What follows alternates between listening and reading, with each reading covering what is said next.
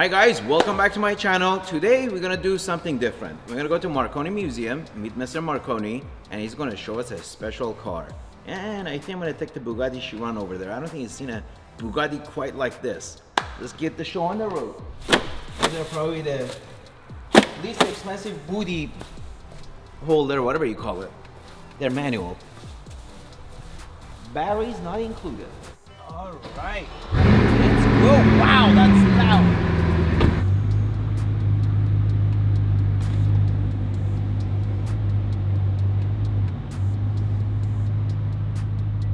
So do you know much about Mr. Marconi?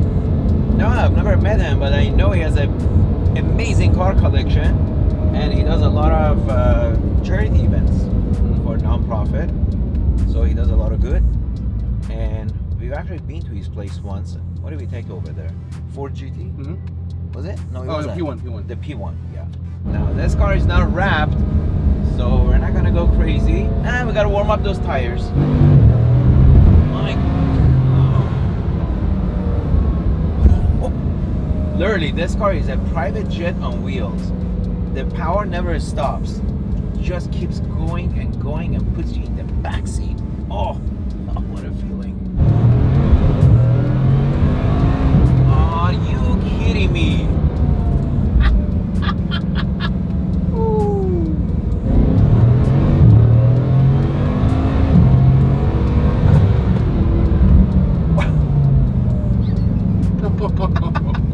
Oh my god. Well, this is one car nobody can F with you, you know, like, and you don't have to worry about pushing it. I kind of want to see this versus the Tesla Plaid. Oh yeah. Oh, you know what's gonna happen 0 to 60. Yeah, but then after that? Oh, after that, this car's gonna eat it for lunch and dinner and supper and do a 45-day diet afterwards. All that, There you go. Oh man. All right. I heard you guys have some beautiful rides inside. Yeah, we do. Well, the other day I came here was busy, so I wasn't paying attention to the detail. Wow, look at this line of red Ferraris. F40, say no more, man. Well, I used to have one, 2005, and I had a messed up with the car, or mishap with the car. And put it into pieces, but I do want to get back another F40. Didn't you try to buy it again and you realized? Yeah, and I tried to buy it again, and it was my old wreck car. The guy says, oh, the previous owner just had a small little mishap. The rear axle was bent. I'm like, what? I checked the VIN number, it's my old car. Wow. Yeah, he right away hung up on me, took the listing down. But I still, you know, should have bought another one back then, because now I gotta pay $1.5 million more. You know, but it was 16 years ago. Hello there. How you doing? Good, man. Good. Thanks for having us over. You're welcome. Wow, I've never seen this many red Ferraris. Actually, one time I've seen it on my buddy David Lee. Long time ago. David has quite a few red cars. Yeah, about it. But you do all kinds of amazing stuff with this place. Charity events, right? Boxing. I've been invited a couple of times, but I never made it. It's not what it is, it's what it does. Yeah. What we did is decided to make the cars work for us. We always work for the cars. Yeah. And you know how that goes. Oh, yeah. And you've figured out a master way to get the cars to work for you. We did Sure. the same thing, only through charity events. So what we do is we generate money for different charities around Orange County. Yeah. You know, we walk in a very wealthy environment here, and you don't realize that right under your feet is some serious problems, and that's what we do, is try to help solve those problems. That's awesome. My hat's off to you. Yeah, so it works. I gotta it works figure out that really. angle with my cars. But the thing is about this, it is not all carbon. It's got aluminum base frame Really? that they've carbon wrapped. Now that one is 100% carbon with zero dampening between the motor, transmission. It's all integral. With that one, like you do in a Formula One car or anything else, it becomes a stress member. The problem with that is the whole thing rattles.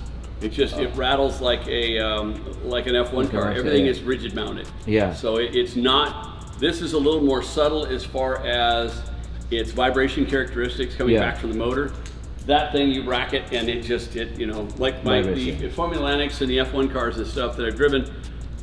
You rev it up and it makes you cough because of vibration, high frequency vibrates your lungs and makes you cough coming through the car. It's so radical. Gee. And that's approaching that when you sit in. It's Yeah. just a totally different animal. Let me pull it forward and I'll get the top back. I'm not touching it. Manny. I may be sitting in the passenger. That's about Manny, it. it's a freaking car. I know. Okay, it's a car. You drive it. You know, as old as I am, I drive the crap out of them and have fun. And if, you know, my kids can rebuild it better than I ever could. Okay, Manny, I'm gonna need your hand. Okay, hold it up right there. I didn't realize it was this heavy. Yeah, I got it. and they wanted to make it light. Oh my God! You gonna trust this little thing here? We just bridged this up. It snapped right here, so we bridged it up, welded it, and Oh, created it again, man. and dialed it. Yeah, it's straight up and down. But the twin turbo, like I said, 25 to 3,000, it starts to come on. Yep, that's what happened to me. You know, it goes 0 to hero in a heartbeat. There's 3 things you need to do, which you learned. Number 1 is Warm up the car. Just warm up the car. That way it shifts. Otherwise, first and second gear are virtually non-existent. You have to skip a gear from first to third. Yeah. Once it gets warmed up, it's fine and it lubricates itself. The second thing you've got to work on is the brakes. You know, until they're 400 to 600 degrees, they don't work. Yeah, they don't So stick. you don't drag them. You just you make sure you get a little aggressive in the first couple of stops with them. Don't get stupid. And when the turbos come on, You may be holding straight. Yeah, be prepared. Well, even straight. The problem is even straight. Straight turns crooked real fast. And what I like to always talk about, racing for almost 50 years. You get all these kids out there with the Mustangs and the Bugattis and the Lamborghinis and the GTRs and all the shit, and they go, oh well, let's push this button off. And without computers, these kids don't realize they can't drive. Oh yeah, they end up in the corner real quick. My saying is, you know what separates men and boys? Turn 1. So turn 1, you figure out what men and boys are, because you can get into a heap of shit with this car in a hurry. It is a race car, and don't let anybody tell you different. You got to make sure you got tire temperature on this thing, and because when it does come on, it comes on hard and fast. Every car that you drive in a race car, it speaks a language. It talks to you, and whether it's Spanish, whether it's Italian, whatever it is, it speaks to you. And it has its own DNA. It has its own DNA, and it talks to you in a language that you have to interpret. You have to listen to what it says. It'll talk to you, and everything it says, you got to interpret how it reacts. That's gonna be at least 200 pounds. I wouldn't say that. You wear a couple of short guys, so you're probably stronger than I am, because I'm just flat out old. And to refresh my memory, this has 2 gas tanks. I remember. Yes. One. Split system. Yeah, it runs off both sides. They're cross fill, but they don't cross fill as fast as you fill. So what happens is you got to slow fill, put it on slow fill, so they both go up. Because if you hyperspace it and go haul ass with it, it won't cross fill, and you'll come out with 3/4 of a tank. Wow.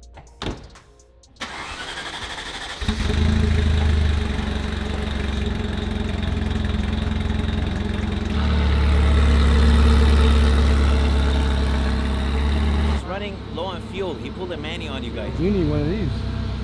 Yeah. This car is timeless. Just looking at it from exterior. It's definitely a unique car. Yeah. It's like I said, it's all race car. It is what it is. And like you were mentioning, this is the last car that Enzo had his hands in. Oh yeah. And then after that, it was just it went a different direction. You got your left up. Yeah, it's up and down, and it settles itself out. After it goes out, it settles itself out. It's been 16 years since I've been in an F40. And I'm with a professional driver.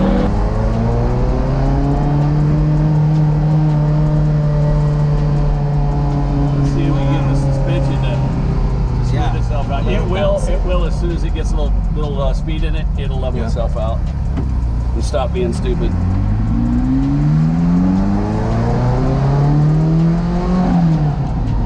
now it's warmed up. Got at least a little temperature. The gear oil is real sensitive in these cars. Oh yeah. It costs $2,500 worth of oil to do the transmission and the motor on this thing. Oh wow. Ferrari oil. It's crazy how far it's gone. Well, that's better than $25,000 for a Bugatti oil. Yeah. There's 16 drain plugs on a Veyron or a Bugatti. 16 drain plugs, and it takes them 3 or 4 full days for a mechanic. And the cost of material is only like $1,200. The rest is all labor. Woo!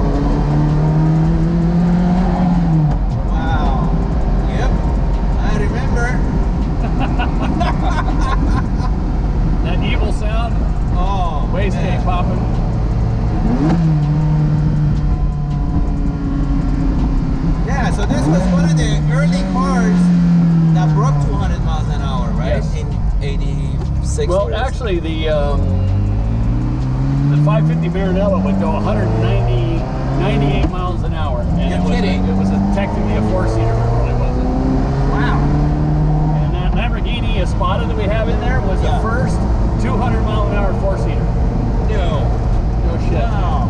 Yeah, it's pretty amazing. Yeah, it's still a little clunky. Yeah. It's as you remember. Yeah. And bad acid flashbacks are coming back from your car. Oh my god. I was just shocked. The brakes weren't gripping. It's like an old lady. You gotta warm it up. Oh.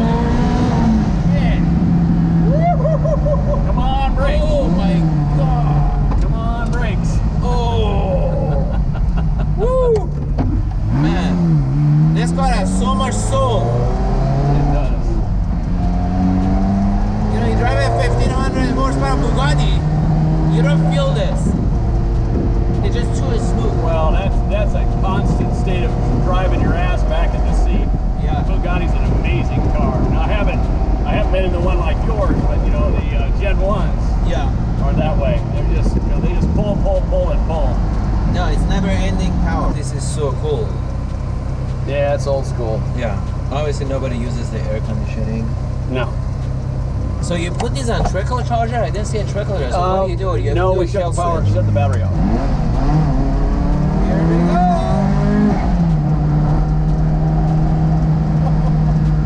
Wow. Brakes are starting to warm up a bit. Oh man. I feel I'm a go-kart on steroids. That's a good description, dude. Oh, So you can feel Jesus. the rear come loose. Now watch. Yeah. All right, put it in third. Dive to the floor. Yeah. Now it does accelerate. Yeah. It doesn't accelerate stupid fast. Yep. The gear ratio picks up that torque. You can feel in first gear it tore the rears loose. And Yeah. the rears are not warmed up, but they're a little warm. So you always just drop it a gear. You always drop it a gear, you know, or bring it up a gear higher than you think it should be at. That's a great point. Yeah, it's good to spend a little time with you. Likewise. I've heard we're a so lot close about- to each other. You should come by. I'll have you drive the F40. We'll go lunch. I'd love to. Yeah. I'd love to. I'd love to. I haven't driven in that. That's a unique Ford. No It doubt about is, it. yeah. Everybody says it's incredible. But we go grab some lunch. I'd love to walk the new place and see what you got and what your ideas are. Sure.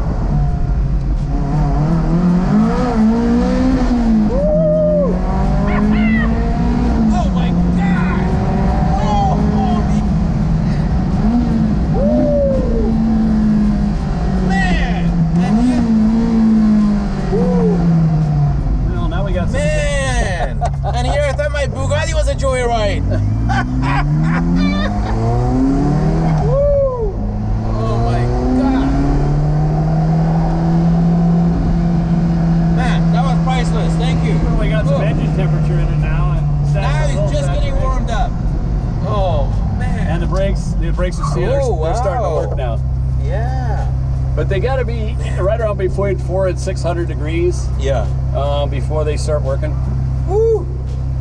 My God, that got my blood pumping. Yeah, it's a lot of fun. And we'll do is we'll just park it here and put it away Yeah. a little bit. You know, if you don't put them on Yeah. hard or tenders.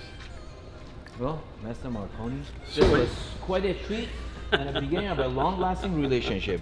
You want to fire it up? Sure. Let me grab the key. What was he saying he did to this one, Manny? It's a straight pipe. Wow. This thing, imagine 12 cylinders, a straight pipe. How'd that feel? Did it take you back to your first? Dude, you gotta watch the GoPros. Okay. I'm telling you, there's a different feeling you get on this one. One of uncertainty because I guess, my past, with this one. Mhm. But more than anything, it's just so solid. So solid. And the car is the boss, not you. Mm. In this case, he's the boss though. He's the driver. Did this really give you like throw you back to like when you were first starting out with everything when you come into America? Yeah. Oh yeah. This is like going down the memory lane. That's why I think I'm gonna add one to my collection.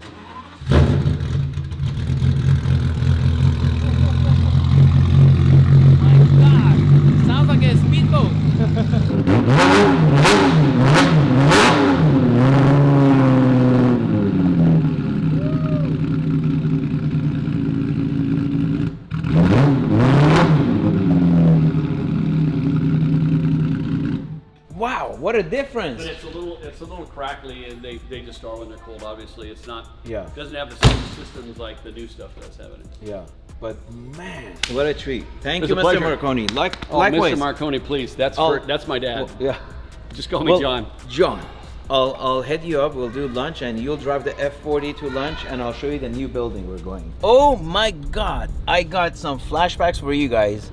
That F40 took me back to memory lane, and it was such an amazing experience. Mr. Marconi is an expert, obviously a professional race car driver, but I'm gonna have to take him up on that offer. Take me to the track and teach me what the cars can do. All right. Well, with that will do it for today. Make sure you subscribe, like the video. Be safe, be real. See you guys next week. So I sold this for 40.7 million 2 years ago. So I made about close to $12 million. Residential investors work longer hours for lower returns compared to commercial real estate investors. Contrarian Academy helps residential investors successfully acquire their first commercial property in 6 months or less. There's a lot of pockets of opportunity where you can take great real estate that's located in great location and repurpose it.